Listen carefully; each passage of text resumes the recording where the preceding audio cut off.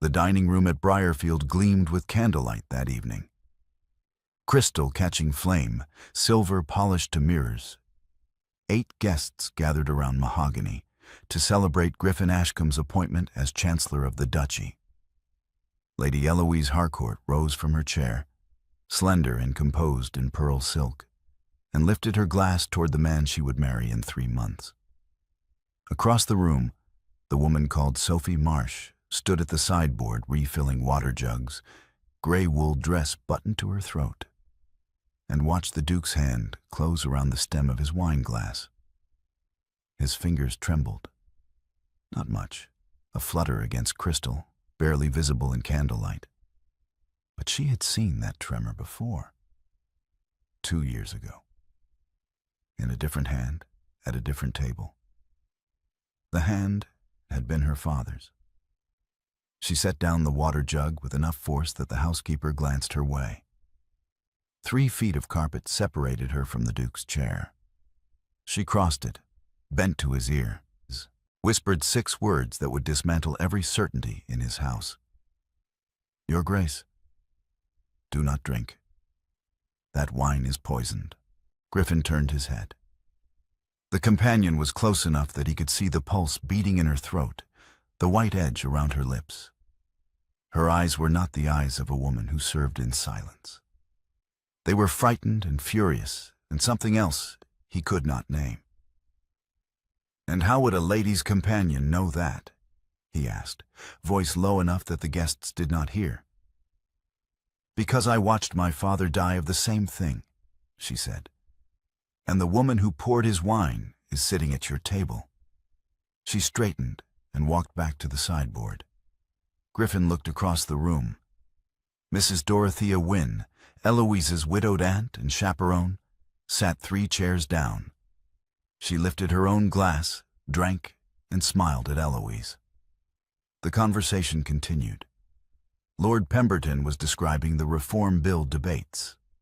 Lady Harcourt laughed at something Sir Wycliffe said. The evening flowed around Griffin like water around stone. He set down his glass. Not because he believed the companion. Because her eyes had frightened him, and he did not understand why. The morning after the dinner, Dorothea Wynne descended to the housekeeper's sitting room and closed the door behind her. Mrs. Caldwell looked up from her household ledger. "Mrs. Wynne, how may I assist you?" Dorothea sat, arranging her skirts with the precision of a woman who had spent 52 years navigating other people's houses.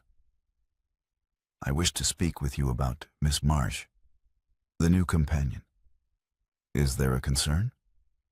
"She has been behaving oddly," Dorothea said.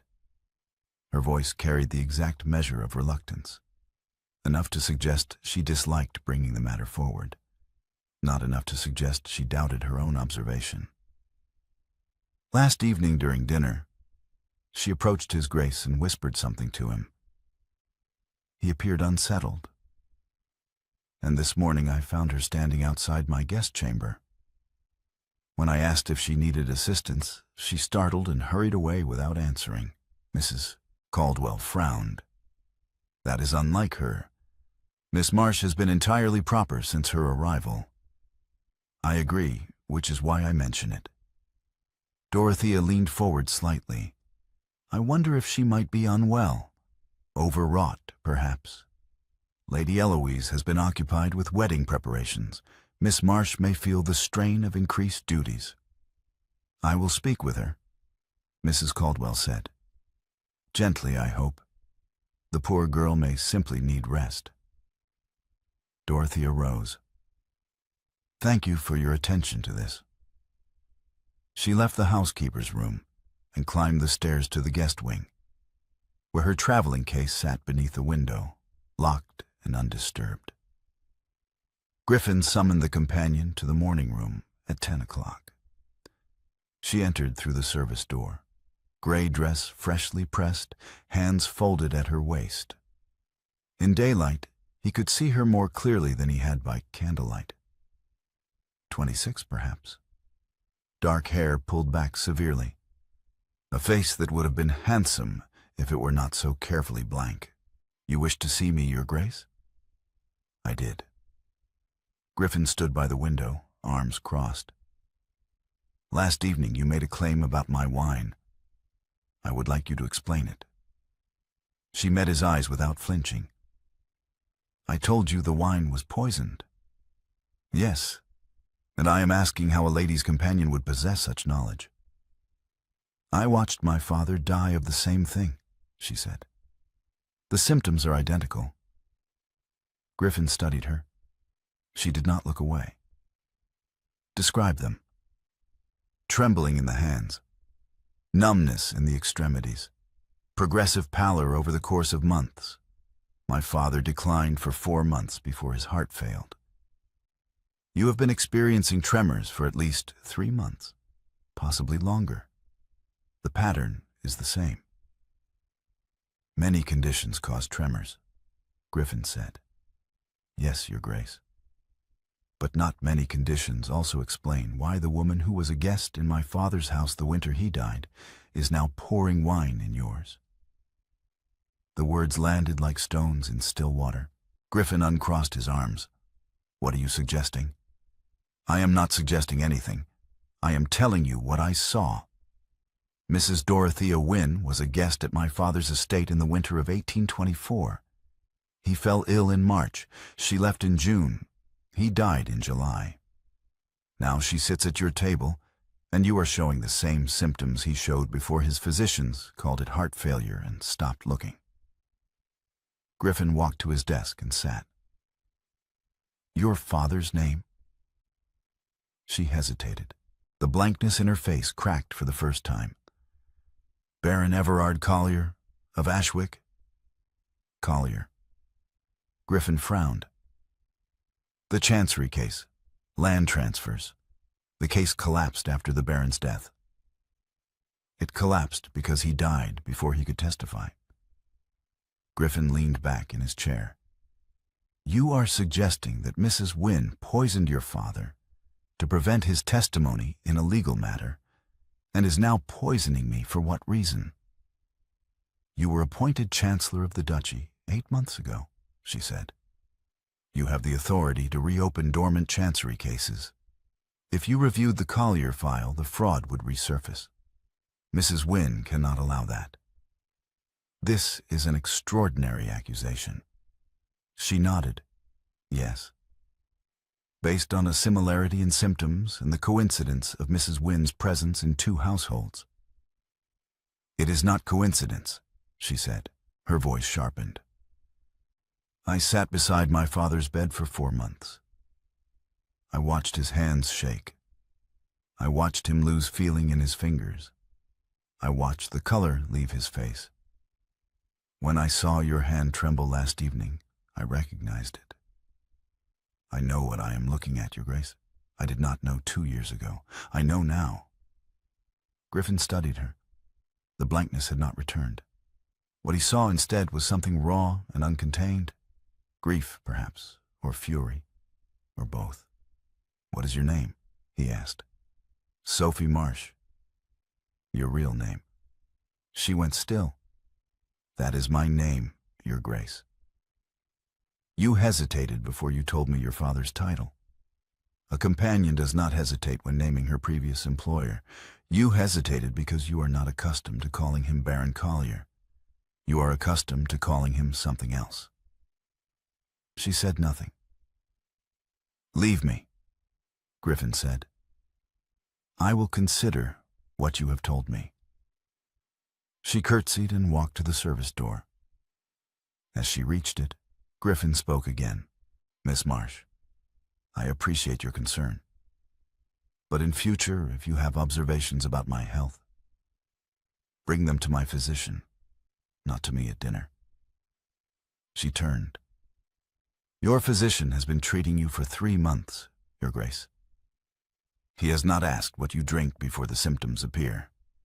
I did. She left. Griffin sat alone in the morning room, staring at the closed door. That night, when the wine was poured, he did not drink it. 4 days later, Griffin rode out with his groom to inspect the northern boundary of the estate. The morning was cold, the ground hard beneath the horses' hooves. They had ridden 2 miles when Griffin felt his hands weaken. Not tremble, weaken. His fingers lost their grip on the reins. The leather slipped through his hands. He grabbed for the pommel and missed. The groom caught his arm. "Your Grace!" Griffin steadied himself against the horse's neck. His hands felt distant, as though they belonged to someone else. The groom dismounted and helped him down. They walked the horses back to the stable in silence. Griffin climbed the steps to the house and went directly to his study, closing the door behind him. He sat at his desk and stared at his hands. They looked the same as they always had. Strong, capable, unmarked. But when he tried to make a fist, the fingers moved slowly, as though pushing through water. An hour later, there was a knock at the study door. Griffin did not answer. The knock came again. Then the door opened, and the companion entered without permission. "I did not give you leave to enter," Griffin said. "No, Your Grace." She crossed the room and placed 2 items on his desk. The first was a death certificate. The second was a folded sheaf of papers covered in a physician's handwriting. "The death certificate is my father's. The papers are the symptom notes from the Ashwick physician who attended him during his final months. I have also included the notes from your own physician's recent observations, which I obtained from Dr. Hartwell this morning." Griffin looked at the documents. "You went to my physician?" "I told him I was organizing your household records. He provided the notes without question." Griffin opened the Ashwick physician's notes. The handwriting was cramped and precise.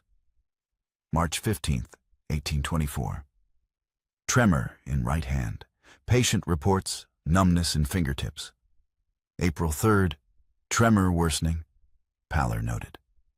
May 12th. Patient unable to hold pen. Progressive weakness in extremities. June 20th. Marked decline. Cardiac symptoms evident. He opened his own physician's notes. October 18th, 1826. Intermittent tremor in hands. Patient attributes to fatigue. November 2nd. Tremor persists. Patient reports occasional numbness. December 10th. Pallor noted. Patient appears unwell. The progression was identical. The timeline was identical. The outcome, unless interrupted, would be identical. Griffin looked up. The companion stood on the other side of the desk, hands folded, face blank again. "You requested a private audience yesterday," Griffin said. "I refused. So you left this on my desk instead." She nodded. "Yes." "Why?" "Because you were going to die, Your Grace, and I could not watch that happen a second time without speaking." Griffin gestured to the chair across from him. "Sit." She sat. "Tell me your real name," Griffin said. She looked at him for a long moment. Then she said, "Seraphine Collier." The name settled between them like a stone. "Baron Collier's daughter," Griffin said. She confirmed it. "Yes." "You entered this household under a false name." "I entered this household because I had no other choice," Seraphine said. "After my father died, the estate was seized by creditors. The land transfers he intended to testify against left the barony encumbered with debts that were not his. I was left with nothing. No fortune, no home, a name attached to financial disgrace. I took a position as a companion because it was the only position available to a woman with no references and no connections. Why this household? Because it was far from Ashwick, and because no one in your circle had met Baron Collier's daughter." Griffin leaned back in his chair. "You have been here 6 months." She agreed. "Yes." "Performing a role, hiding behind a false name." She met his gaze. "Yes." And now you expect me to believe that the woman who has been deceiving me for 6 months is telling me the truth about a murder. Seraphine's hands tightened in her lap. I expect you to look at those documents and decide whether you care more about my deception or the fact that you have been dying for 3 months. Griffin looked at the death certificate. Baron Everard Collier. Died July 14th, 1824. Cause of death, cardiac failure. Your father's death was ruled natural, Griffin said. His death was ruled natural because no one in that house knew what they were looking at, Seraphine said. I know now. The woman who was a guest in my father's house the winter he died is sitting in your guest wing. The symptoms that killed him are the same symptoms I have watched in you after Mrs. Wynne touches your decanter. If you dismiss this as coincidence, you will be dead by spring. Griffin set down the death certificate. What do you want from me? I want you to investigate. Review the Collier Chancery file. Examine the timeline of Mrs. Wynne's visits. Compare the medical records, and stop drinking the wine. I have not touched the wine since the night you warned me. Then you are still alive because of that, Seraphine said. Do not waste it by refusing to see what is in front of you. Griffin studied her. The blankness was gone entirely now. What remained was sharp and uncompromising, and nothing like the woman who had served water at his table for 6 months. If I investigate, Griffin said, and if your claims prove accurate, the consequences will be considerable. For Mrs. Wynne, for Lady Eloise, for you. I am aware. And you are willing to accept those consequences. I am willing to accept anything except watching you die the way my father died, Seraphine said.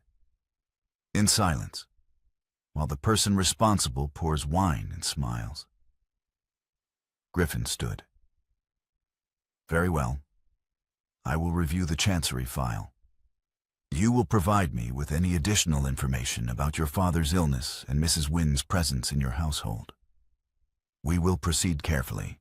If you are correct, we will act.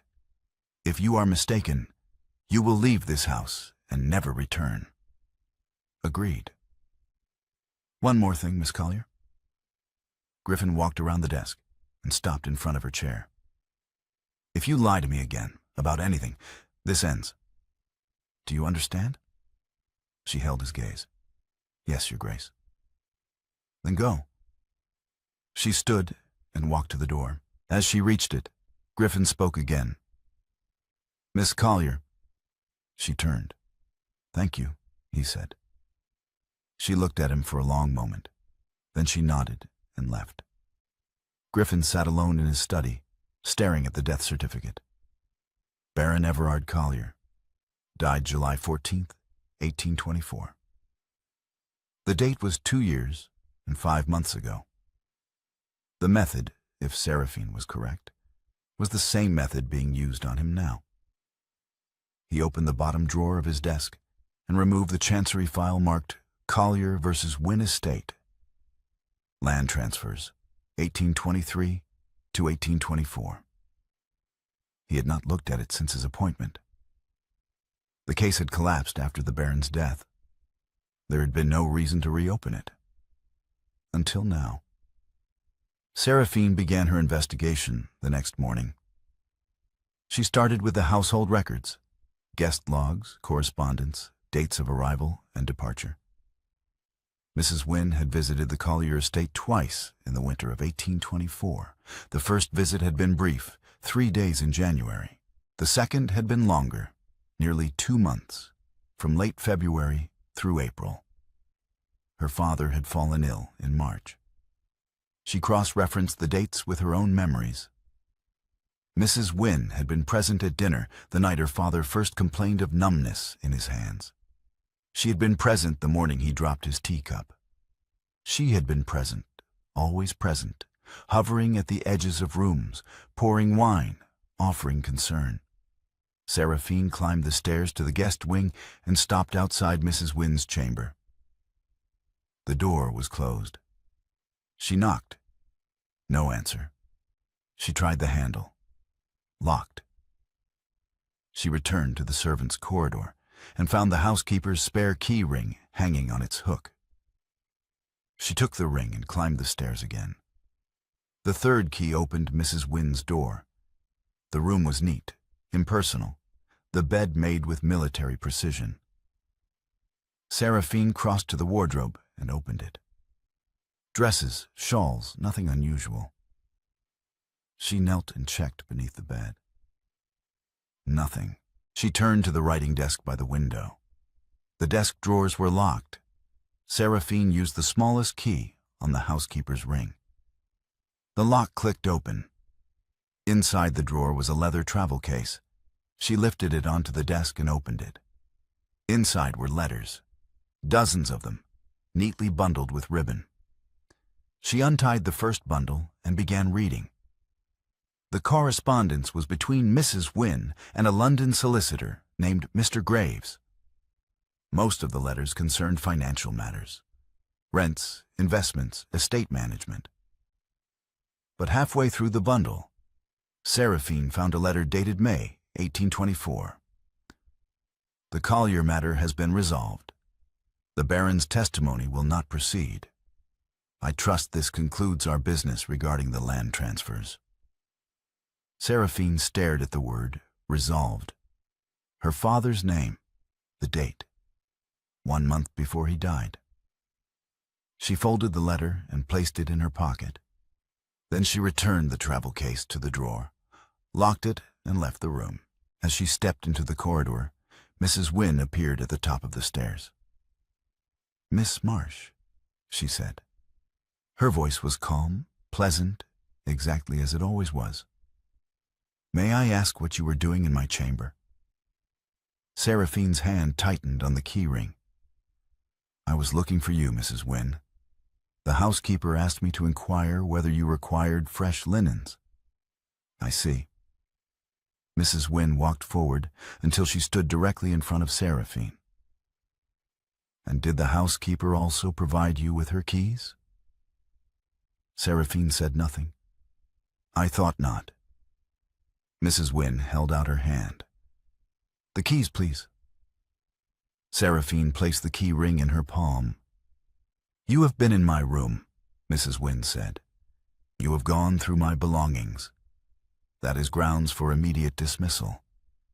I could speak to Lady Eloise now, and you would be gone by evening." "Then speak to her." Mrs. Wynne tilted her head slightly. "Or you could leave quietly. Pack your things, depart before dinner. No scandal, no questions. Simply gone." Seraphine looked at the woman who had killed her father. Calm, composed, offering her an escape as though she were doing her a kindness. She refused. No. She walked past Mrs. Wynne, down the stairs, and directly to the Duke's study. She knocked once and entered without waiting for permission. Griffin looked up from the chancery file spread across his desk.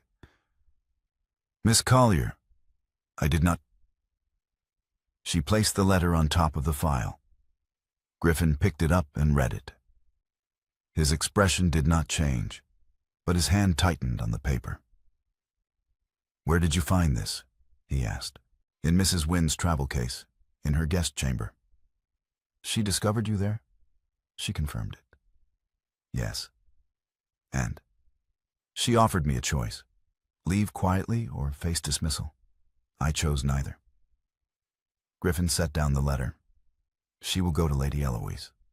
"I know." "Eloise will believe her." "Probably." Griffin stood and walked to the window. He was silent for a long moment. Then he said, "The chancery file confirms what you told me. The land transfers were fraudulent. Your father was the primary witness. If he had testified, the Wynne estate would have been liable for £8,000 in restitution. He died before the case went to trial. The case collapsed. And now you have the authority to reopen it," Seraphine said. He turned to face her. "Yes. Which is why she is poisoning you." Griffin turned. "If your accusation becomes public, and if it proves false, you will be prosecuted for slander.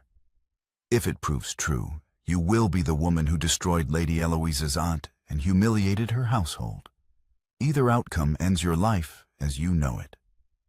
My life as I know it ended 2 years ago, Seraphine said. I have been living in the wreckage since. I am not afraid of more wreckage. Griffin crossed the room and stopped in front of her. Why are you doing this? Because I failed to save my father, Seraphine said. I sat beside him for 4 months and watched him die, and I did not know what I was watching. I know now, and I will not let the same silence kill you. Griffin looked at her for a long moment. Then he said, We will need proof. The letter is suggestive, but not conclusive. We need medical testimony. We need the Ashwick physician's full records. And we need someone willing to testify that Mrs. Wynne had motive and opportunity. I will testify. You are the accuser. Your testimony will be suspect. Then find someone else. There is no one else, Griffin said. You are the only person who witnessed both deaths. Seraphine met his eyes. Then my testimony will have to be enough. Griffin nodded slowly. Very well. I will send for the Ashwick physician's records. You will prepare a written account of your father's illness and Mrs. Wynne's presence in your household. We will present the evidence to Sir Wycliffe Graves, the magistrate. He will decide whether an inquest is warranted. And until then? Until then, you stay in this house. You do not leave. You do not speak to Mrs. Wynne. You do not give her any reason to act. She has already acted, Seraphine said. She knows I was in her room. She knows I found something. She will not wait. Then neither will we. Seraphine turned to leave. As she reached the door, Griffin spoke again. Miss Collier, wait. She stopped. He crossed the room and stood in front of her. Then he took her wrist, gently, carefully, and pressed 2 fingers to the inside of her wrist, just below her palm. What are you doing? She asked. What you did to me, Griffin said. The morning after the dinner, you took my wrist and counted my pulse. She nodded. Yeah? Why? Because your resting pulse was elevated. 92. It should have been 70. Griffin released her wrist. And now? Now it is 80. Still elevated, but better than it was. Because I stopped drinking the wine. She agreed. Yes. Griffin looked at her.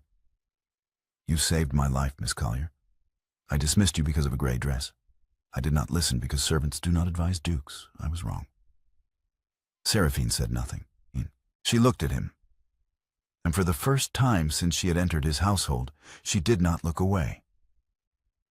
I will not dismiss you again, Griffin said. She nodded. Then she left. Griffin stood alone in his study, staring at the letter from the London solicitor. The Collier matter has been resolved. The word resolved beside the name of a dead man. He sat at his desk and began drafting a letter to Sir Wycliffe Graves. That evening, Mrs. Wynne requested a private meeting with the Duke. Griffin received her in the drawing room. She entered wearing black silk, her face composed, her hands folded at her waist. Your Grace, thank you for seeing me. Mrs. Wynne, please sit. She sat. Griffin remained standing. I wish to speak with you about Miss Marsh, Mrs. Wynne said. I am concerned that she may be unwell. In what way? She has been behaving erratically. This morning I found her in my guest chamber, going through my belongings. When I asked what she was doing, she became defensive and refused to answer. I fear she may be suffering from some form of nervous distress. Griffin walked to the window and looked out at the darkening garden. Miss Marsh described her father's symptoms to me in considerable detail. tremors, numbness, progressive pallor. She matched those symptoms to my own recent health complaints before I told her what they were. She then provided me with medical records from the Ashwick physician who attended her father, which I have since verified. The progression is identical. Mrs. Wynne's expression did not change. I was not aware that Miss Marsh had access to your medical records, Your Grace. She obtained them. By what means? That is not your concern. Mrs. Wynne folded her hands more tightly. Your Grace, I must tell you that Miss Marsh is not who she claims to be. Her real name is Seraphine Collier. She is Baron Collier's daughter. She entered your household under a false name. I know, Griffin said. Mrs. Wynne went still. Miss Collier informed me of her true identity yesterday, Griffin continued. She also informed me that you were a guest in the Collier household during her father's final illness, that you were present at his table, that the symptoms he exhibited before his death are identical to the symptoms I have been experiencing since October. Baron Collier died of heart failure, Mrs. Wynne said. It was a tragedy, but it was a natural death. His physicians confirmed it. His physicians confirmed cardiac failure. They did not investigate the cause, because there was no cause to investigate. Griffin turned from the window. Miss Collier believes otherwise. She believes her father was poisoned. She believes the same method is being used on me, and she believes you are responsible. Mrs. Wynne stood. Your Grace, this is a monstrous accusation. Miss Collier is a woman who has lost everything. Her father, her home, her reputation. She is seeking someone to blame. She has fabricated a connection between two unrelated deaths in order to advance a legal claim. She wants the Chancery case reopened. She wants money. This is not about justice. This is about desperation. Miss Collier described my symptoms before I told her what they were, Griffin said. She identified the pattern before I knew there was a pattern. She has provided medical records that confirm her account. If she is a fraud, Mrs. Wynne, she is the most medically literate fraud in England. Mrs. Wynne's hands tightened into fists. You are defending her. I am following the evidence. The evidence is that she entered your household under a false name, deceived you for 6 months, and is now making wild accusations against a woman who has done nothing but serve Lady Eloise faithfully.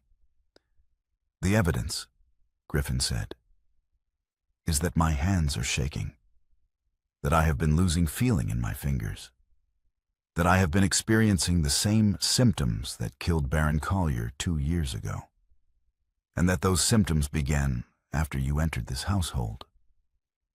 Mrs. Wynne stared at him. You believe her. I believe the medical records. I believe the timeline. I believe that Miss Collier recognized something no one else saw. And I believe that if I had continued drinking the wine, I would be dead by spring. Mrs. Wynne turned and walked to the door. She paused with her hand on the handle. You are making a mistake, Your Grace. Perhaps. But it is my mistake to make. She left. Griffin stood alone in the drawing room, listening to her footsteps recede down the corridor. The next morning, Lady Eloise Harcourt summoned Seraphine to the library. Eloise stood by the window, arms crossed, her face pale. Is it true? She asked. Is what true, my lady? That your real name is Seraphine Collier, that you entered my household under a false name, that you have been lying to me for 6 months. Seraphine closed the door behind her. Yes. Eloise turned. I trusted you. I brought you into this house. I introduced you to my friends. I confided in you. And you lied. I lied because I had no other choice, Seraphine said. After my father died, I had nothing. No money, no home, a name attached to scandal. I took a position as a companion because it was the only way to survive. I used a false name because no one would hire Baron Collier's daughter. You used me. I worked for you. I served you faithfully for 6 months. I did not use you. Eloise walked forward until she stood directly in front of Seraphine. My aunt says you have accused her of murdering your father, of poisoning the Duke. She says you are seeking money, that you want the Chancery case reopened. I do want the case reopened, or, Seraphine said, because the fraud that destroyed my father's estate is the same fraud your aunt killed to protect. She poisoned my father to stop his testimony. Now she is poisoning the Duke because he has the authority to reopen the case she thought was buried. That is insane. It is the truth. Eloise's voice rose. You have no proof. I have my father's medical records. I have the Duke's medical records. I have correspondence between your aunt and a London solicitor referencing the Collier matter as resolved 1 month before my father died. I have the timeline. I have the symptoms. And I have my own eyes, which watched my father die the same way the Duke is dying now. Eloise stared at her. You truly believe this? I know this. Then you are asking me to believe that the woman who raised me, who cared for me after my mother died, who has been my companion for 10 years, is a murderer. I am telling you what she is, Seraphine said. Whether you believe it is your choice. Eloise turned away. She walked to the window and stood with her back to Seraphine. When she spoke again, her voice was quiet. What do you need? Seraphine hesitated. What? You said you have evidence. What else do you need? I need the decanter from your aunt's rooms, unopened. And I need the name of the London apothecary she corresponds with. Eloise was silent for a long moment.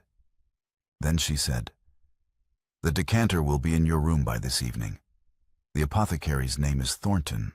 His shop is on Grace Church Street. Thank you. Eloise did not turn. I am not doing this for you. I am doing this because if what you say is true, she sat at my table. She poured from my decanter. She used my name to enter this house and my affection to stay. And I will not allow that. Seraphine nodded. I understand. I trusted Sophie Marsh for 6 months, Eloise said. I feel betrayed by her. But Seraphine Collier is trying to keep my fiancé alive. I may be angry at both of you, but only one of you matters tonight. Seraphine left the library. As she walked down the corridor, she felt the weight of the last 6 months lift slightly, not gone, but lighter. That evening, as the sun set behind the chapel, Seraphine sat on the stone bench beneath the wall and watched the shadows lengthen across the garden. She heard footsteps on the gravel path and looked up. Griffin walked toward her, his coat unbuttoned, his cravat loosened.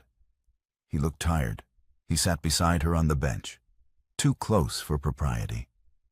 Exactly right for 2 people sharing a secret that could kill one of them. Lady Eloise provided the decanter, Seraphine said, and the apothecary's name. I know, she told me. She is angry. She has cause to be. Seraphine looked at him. Are you angry? Griffin was quiet for a moment. Then he said, You described my tremor before I named it. You described your father's death in clinical detail without flinching. Then you went to the kitchen and served dinner as though nothing had happened. I am not angry. I am humbled. By what?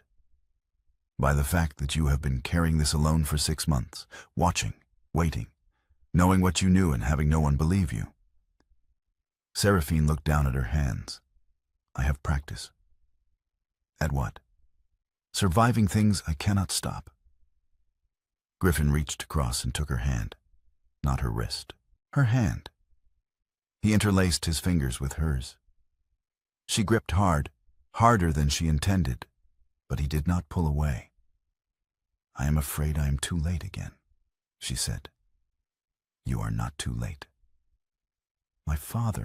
Your father did not have you watching over him the way you have been watching over me. He did not have someone who recognized the pattern. He did not have someone willing to destroy her own disguise to save him. You are not too late, Miss Collier. You are exactly on time." They sat with locked hands until the chapel bell struck 7. Then Griffin stood, helped her to her feet, and walked her back to the house. The night before the confrontation, Griffin sat in his study reading the Ashwick physician's records for the 3rd time. The door opened. Seraphine entered without knocking. She found him standing at the window, holding her father's death certificate. "Your father's physician noted progressive extremity numbness over 4 months, Griffin said without turning. "Cardiac decline, no further inquiry." He turned. No one looked. She shook her head. "No." "If I had reviewed the Collier file when I was appointed, you would have found a dead man and a closed case. You did not know. I dismissed you for 2 weeks because of a gray dress," Griffin said. "Your father died because no one in his house questioned the obvious. The same failure." Seraphine crossed the room. She stopped in front of him. Then she placed both hands flat against his chest, over his heart, feeling the rhythm beneath wool and linen and skin. "Still beating," she said. "Because of you." "Then stop dismissing me and let me finish." Griffin covered her hands with his. They stood in silence, her palms on his chest, his hands over hers, heartbeat between them. "Tomorrow," Griffin said, "we go to the chapel. We present the evidence. We name what happened. And whatever comes after, we face it. Together." He confirmed it. "Yes." Seraphine closed her eyes. For the first time in 2 years, she allowed herself to believe that the silence might finally break. Dawn came cold and clear. The Briarfield Chapel stood at the edge of the estate, stone and simplicity, no stained glass, no ornament. Griffin had chosen it deliberately. No servants, no audience, no performance. A space where testimony was given under oath, where rank dissolved and truth was spoken before God. 5 people gathered in the nave as the sun rose. Griffin, Seraphine, Eloise, Mrs. Dorothea Wynne, and Sir Wycliffe Graves, the magistrate, who had ridden from town at Griffin's request and arrived as the chapel bell struck 6. Griffin stood at the front of the nave. On the altar behind him, he had placed 3 items: the correspondence between Mrs. Wynne and the London solicitor, the Collier Chancery file, and Baron Collier's death certificate. Beside them lay the physician's notes from Ashwick and the notes from his own physician. "Mrs. Wynne," Griffin said. "In March of 1824, Baron Everard Collier fell ill. Trembling in the hands, numbness in the extremities, progressive pallor. Over 4 months he declined. His physicians called it cardiac failure. His daughter held his hand while he died." Mrs. Wynne sat in the front pew, her face calm. "The Baron was a sick man, Your Grace. Everyone knew. In October of 1826, Griffin continued, I began experiencing the same symptoms: trembling after dinner, numbness in my hands, progressive weakness. Miss Collier recognized the pattern because she had watched it kill her father." Dorothea turned to Seraphine. "Miss Collier, her name is Sophie Marsh." Seraphine stepped forward. "My name is Seraphine Collier. My father was Everard Collier, Baron of Ashwick. You were a guest in our house the winter he died. You sat at his table. You poured his wine. And the symptoms that killed him are the same symptoms I have watched in his grace every evening after you touch his decanter." The chapel was silent. Eloise sat in the second pew, her hands folded tightly in her lap. Sir Wycliffe Graves stood by the door, watching. "Dorothea," Eloise said quietly, "is this true?" Dorothea looked at the door, at the magistrate, at the evidence spread across the altar. She was calculating, Seraphine realized, measuring exits, weighing consequences. "The Baron's death was ruled natural," Dorothea said. "His physicians examined him. They found no evidence of foul play. His death was ruled natural because no one in that house knew what they were looking at," Seraphine said. Her voice was steady, clear, louder than she had ever allowed it to be in this house. "I sat beside my father for 4 months and watched something steal him piece by piece, and I called it God's will because I did not know what else to call it. I know now. It was not God. It was you. This is absurd. You were a guest in our house from February through April of 1824. Seraphine continued. "My father fell ill in March. You left in June. He died in July. 1 month after you left, I found a letter from your solicitor in your travel case. It said the Collier matter had been resolved. Resolved. That was the word he used. My father's name beside the word resolved, as though his death were a business transaction." Dorothea stood. "You went through my private correspondence. You went through my father's life," Seraphine said. "You sat at his table. You smiled at his daughter. You poured his wine, and you killed him to protect £8,000 in fraudulent land transfers that would have been exposed if he had testified. I did no such thing." Griffin stepped forward. "The Chancery file confirms the fraud. The land transfers were illegal. Baron Collier was the primary witness. If he had testified, the Wynne estate would have been liable for full restitution. He died before the case went to trial. The case collapsed. 2 years later, I was appointed Chancellor with the authority to reopen dormant cases. If I reviewed the Collier file, the fraud would resurface. You could not allow that." Dorothea turned to Sir Wycliffe. "This is speculation. They have no proof." "We have the medical records," Griffin said. "We have the timeline. We have your correspondence. We have Miss Collier's testimony. And we have this." He lifted the unopened decanter from the altar. "Lady Eloise provided this from your rooms. It has not been opened. If it contains what Miss Collier believes it contains, the proof will be conclusive." Dorothea stared at the decanter. The calculation left her face. What remained was exhaustion. "You were careful," Seraphine said. "You used something slow, something that mimicked natural illness, something that would not be questioned. But you did not account for the one person who had seen it before, who had sat beside it, who had memorized every symptom because she could not save the first man and would not fail to save the second." Dorothea sat down slowly. She looked at Eloise. "I did this for you, for your future. The Wynne estate would have been ruined. You would have had nothing." Eloise stood. "Your father was weak," she said. "He would have destroyed everything to satisfy his conscience. I did what was necessary." "My father," Seraphine said, "was the strongest man I knew, and you took him because you were afraid of what he would say. That is not strength. That is cowardice." Dorothea said nothing. She walked out of the chapel. Sir Wycliffe followed. The door closed. Eloise sat down heavily in the pew. Griffin turned to Seraphine. "You told me the wine was poisoned," he said. "I set down the glass and forgot your warning. I did not listen because I heard a servant, not a witness. I dismissed you because of a gray dress. I was wrong."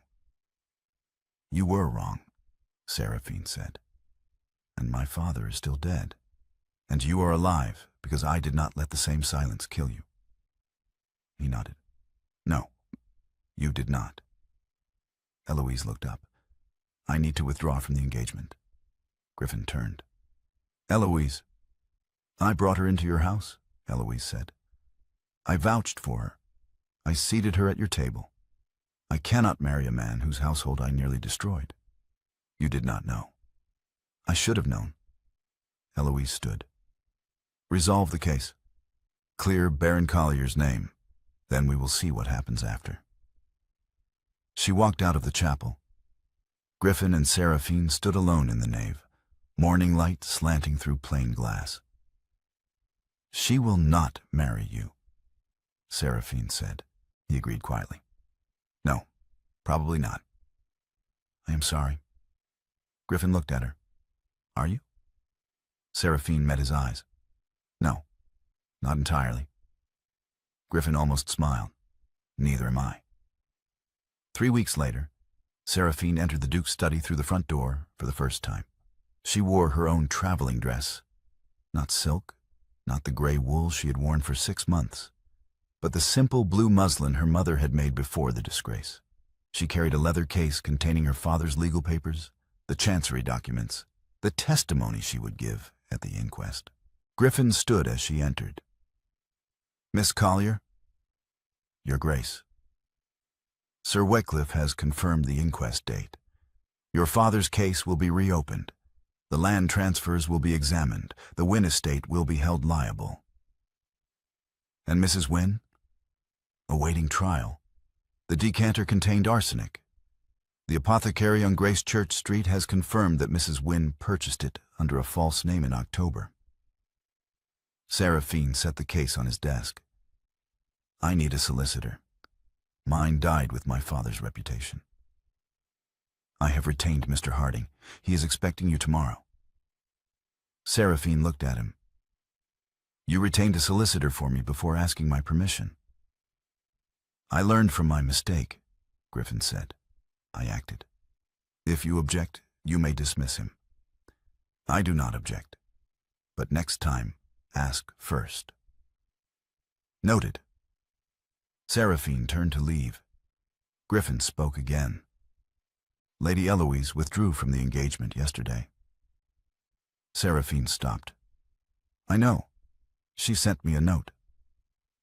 What did it say? That she cannot marry a man whose household she brought a murderer into. That she needs time. That we will see what happens after the case is resolved. And what do you think will happen? Seraphine turned. I think she will marry someone else.